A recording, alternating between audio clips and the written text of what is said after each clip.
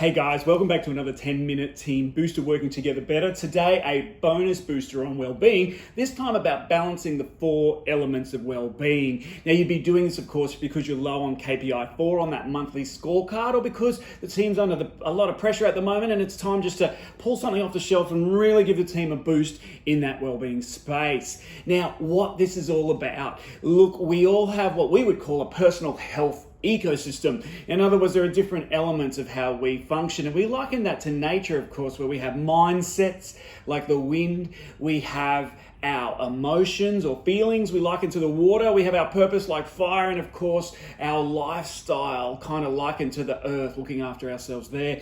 And the idea here is that within these 4 elements, when we're under the pump, we can develop blind spots, simply meaning that over the course of the week, one of those 4 things or more, we may neglect that and it may build up and cause us problems. Contrasting that with the idea of living a balanced life, where every day we do little things across all 4 of those areas, which keeps us healthy.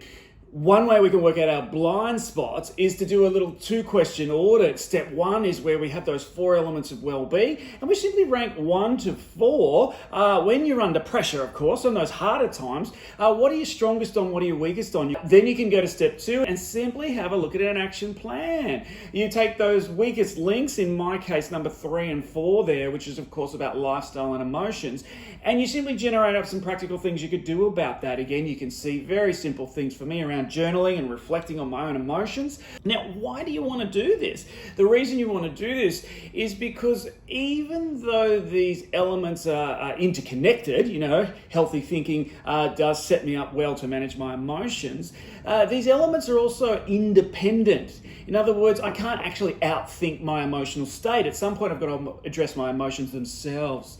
Similarly, no matter how strong my purpose in life, that's not going to cover off for poor lifestyle choices. At some point, I've independently got to work on that too.